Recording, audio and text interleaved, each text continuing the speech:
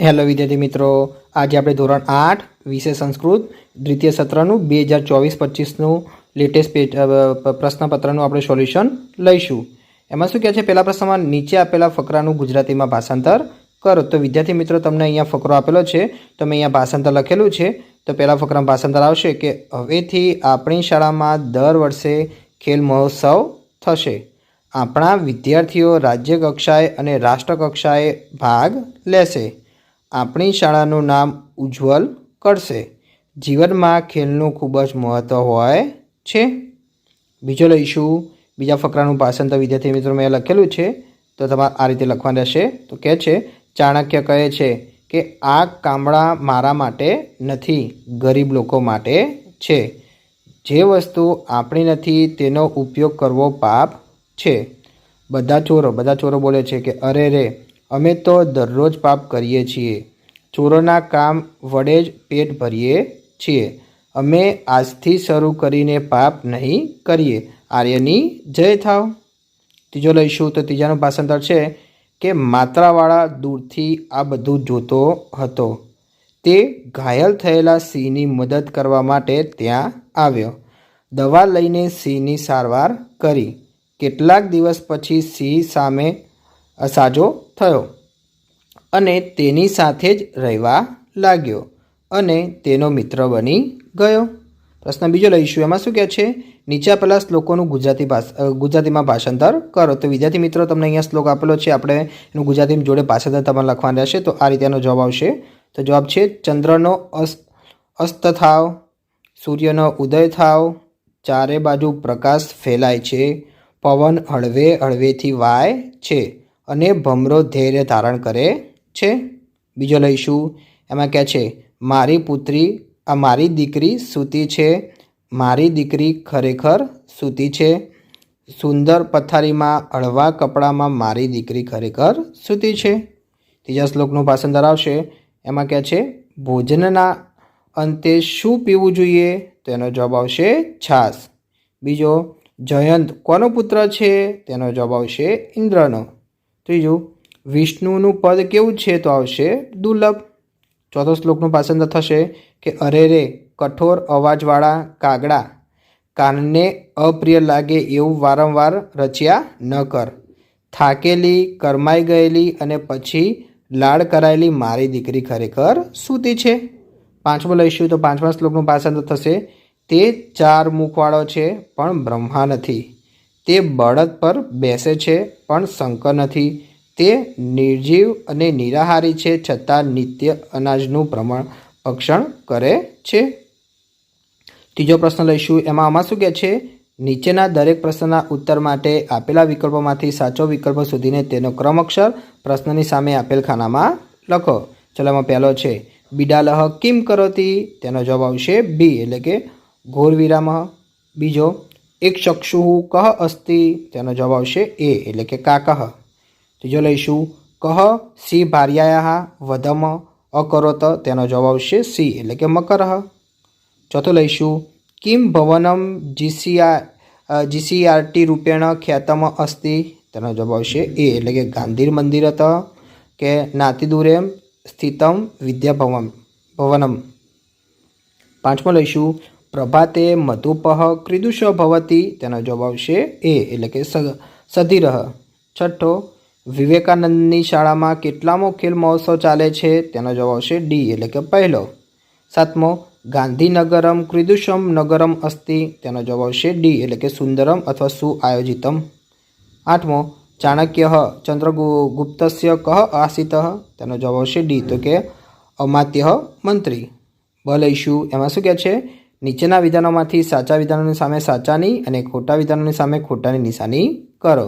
ચલો, પહેલો છે, ગાંધીનગરમ ગુર્જર રાજ્યસ્ય લઘુ નગરમ અસ્તિ? તો જવાબ આવશે ખોટું. બીજો, ચત્વારી દિનાની અનંતરમ મકરહ નદાહ તટ સમીપમ આગચ્છન્તમ? તેનો જવાબ આવશે સાચું. ત્રીજો લઈશું, માતુઃ પુત્રી સુદતી સુમુખી શોભનગાત્રી ચ અસ્તિ? તેનો જવાબ આવશે સાચું. ચોથો લઈશું, કુત્રાપી કબડ્ડી ક્રીડકાહ દુર્ગલડ ગનમ કુર્વંતી? તેનો જવાબ આવશે ખોટું. ક લઈશું. એમાં શું કહે છે? પાઠના આધારે યોગ્ય શબ્દ વડે ખાલી જગ્યા પૂરો. ચલો પહેલો છે પુનશ્ય સ અધઃ ખાલી જગ્યા કરોતી, તેનો જવાબ આવશે શયનમ. બીજો છે સિંહ ખાલી જગ્યા સ નદાહ જલપાનાર્થમ આગચ્છતમ, તેનો જવાબ આવશે સૌભાર્યયા. ત્રીજો છે રે રે મશક ત્વમ મા કુરુ, તેનો જવાબ આવશે ગાનમ. ચોથો ખાલી જગ્યા સક્રસ્ય દુર્લભમ, તેનો જવાબ આવશે તક્રમ. પ્રશ્ન ચોથાનો અ લઈશું. એમાં શું કહે છે? નીચેના ગુજરાતી વાક્યનું સંસ્કૃતમાં ભાષાંતર કરો. ચલો પહેલો છે મારી શાળા મોટી છે, તેનો જવાબ આવશે મમ પાઠશાલા વિશાલા વર્તતે. બીજો તે બેની વચ્ચે ભયાનક લડાઈ થઈ, તેનો જવાબ આવશે તયો મધ્યે ઘોર યુદ્ધમ અભવત. ત્રીજો મારું ગામ સુંદર છે, તેનો જવાબ આવશે મમ ગ્રામઃ મનોહર અસ્તિ. બ લઈશું. એમાં શું કહે છે? નીચેના પ્રશ્નોના સંસ્કૃતમાં ઉત્તર લખો. ચલો પહેલો છે રક્ત પીપાસઃ ક વર્તતે, તેનો જવાબ આવશે રક્ત પીપાસઃ મશક વર્તતે.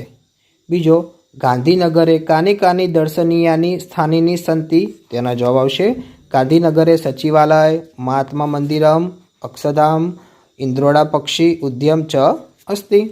ત્રીજો લઈશું સારથી હિ કુત્ર તિષ્ઠતિ, તેનો જવાબ આવશે સારથી ભૂમો તિષ્ઠતિ. ચોથો ચંદ્રગુપ્ત ચાણક્યાય કાલ વિષય કિમ કથયતિ, તેનો જવાબ આવશે ચંદ્રગુપ્ત ચાણક્યાય શીતકાલ અસ્તિ ઇતિ કથયતિ. ક લઈશું. એમાં શું કહે છે? નીચે આપેલા શ્લોકો પૂર્ણ કરો. ચલો એમાં પહેલું છે ન કશ્ચિત ખાલી જગ્યા રીપવસ્તથા, તેનો મેં લખેલો છે, જવાબ આવશે ન કશ્ચિત કસ્ય ચિન્મિત્રમ ન કશ્ચિત કસ્ય ચિન્દ્ર રૂપમ રિપુઃ પછી વ્યવહારેણ જાયંતે મિત્રાણી રીપવસ્તથા. બીજો છે તેનો જવાબ આવશે પિબંતી નદઃ સ્વયમેવ નાંભઃ સ્વયનમ ન ખાદંતી ફલાની વૃક્ષા.